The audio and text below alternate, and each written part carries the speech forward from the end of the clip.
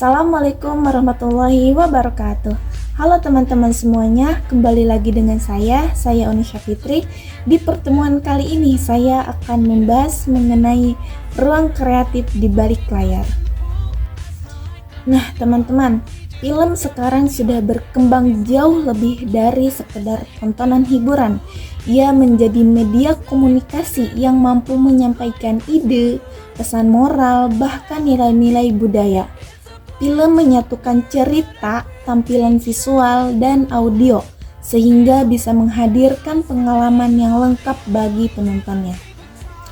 Nah teman-teman, di balik layar ada ruang kreatif yang sangat kompleks. Kerjasama antar divisi produksi jadi kunci penting supaya pesan yang ingin disampaikan film bisa sampai secara estetis dan emosional kepada penonton.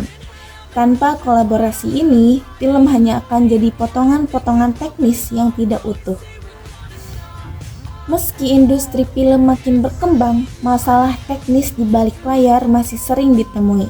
Visual film kadang belum maksimal dalam mendukung cerita, sinematografi tidak selalu sinkron dengan mise-en-scene, dan editing seringkali tidak berjalan seimbang dengan tata suara. Akibatnya, efek dramatis yang seharusnya muncul jadi kurang kuat. Selain itu, kolaborasi antar divisi sering belum berjalan dengan optimal. Hal ini memperlihatkan bahwa produksi film itu memang butuh koordinasi serius, bukan sekedar kreativitas masing-masing individu. Selanjutnya, saya akan membahas mengenai unsur-unsur film. Film dibangun dari dua unsur besar, yaitu unsur naratif dan unsur sinematik. Yang pertama, unsur naratif. Unsur naratif ini mencakup tokoh, tema, konflik, latar, dan ruang waktu. Unsur ini adalah pondasi cerita yang akan dikembangkan dalam bentuk visual. Yang kedua, ada unsur sinematik. Unsur sinematik ini meliputi mise-en-scene, sinematografi, editing, dan suara. Inilah aspek teknis yang membuat cerita bisa hidup di balik layar. Misalnya, lighting bisa membangun suasana tegang atau bahagia, kamera menentukan sudut pandang penonton, editing menjaga alur cerita tetap mengalir, dan suara menambah kedalaman emosi. Tanpa perpaduan keduanya, film akan terasa hambar. Nah teman-teman, produksi film melibatkan banyak divisi, mulai dari produser, sutradara, penulis naskah, sound designer, hingga tim produksi seperti VFX, rotoskop, dan komposer. Masing-masing punya peran spesifik tapi saling terhubung. Produser mengatur dana dan jalannya produksi, sutradara mengarahkan visi kreatif, penulis naskah menyusun ceritanya, sinematografer menerjemahkan cerita ke dalam bahasa visual, sementara editor dan sound designer menyusun gambar dan suara jadi satu kesatuan yang utuh. Kalau satu saja divisi tidak bekerja maksimal, kualitas film bisa menurun. Karena itu, film adalah hasil kerja tim, bukan karya dari satu orang. Yang selanjutnya, peran unsur teknis film. Yang pertama, ini ada mise-en-scene. Mise-en-scene ini meliputi tata panggung, pencahayaan, kostum, properti, hingga pergerakan dari aktor. Unsur ini membentuk suasana dan menambah makna pada suatu cerita. Yang kedua, ada sinematografi. Sinematografi ini menentukan bagaimana film terlihat melalui sudut kamera, framing, dan pergerakan. Dari sinematografi inilah penonton diarahkan untuk merasakan emosi tertentu.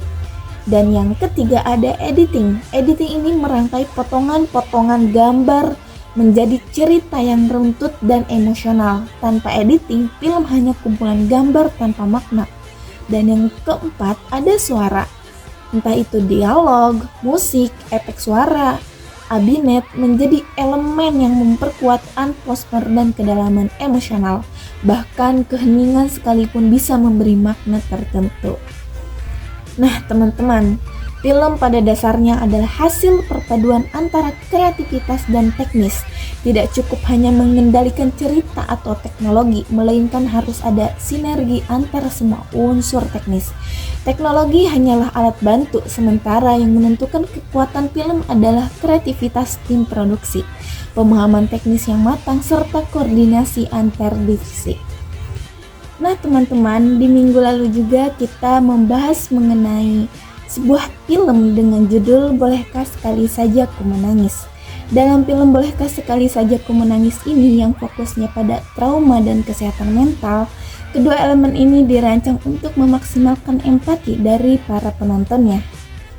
Secara mise en scene, adegan di rumah karakter utama yang bernama Tari yang diperankan oleh Prilly Latuconsina sering menggunakan set yang sempit dan warnanya yang kusam, didukung oleh properti yang minim untuk menciptakan suasana isolasi dan tertekan, melambangkan lingkungan keluarga yang toksik. Sebaliknya, adegan di kelompok dukungan atau support group menampilkan ruangan yang lebih terbuka dengan warna yang lebih hangat, tentunya kontras antara ketakutan dan ruang yang aman. Sinematografer sering menggunakan close-up yang intens dan berlarut-larut pada wajah Tari dan Baskara. Mereka memaksa para penonton untuk fokus pada emosi yang tertahan dan trauma yang sedang diungkap.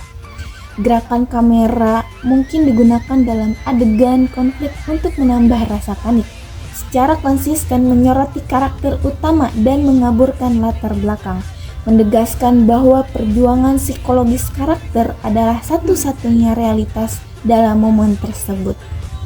Oke teman-teman, mungkin hanya itu yang dapat saya sampaikan, kurang lebihnya mohon maaf. Wassalamualaikum warahmatullahi wabarakatuh.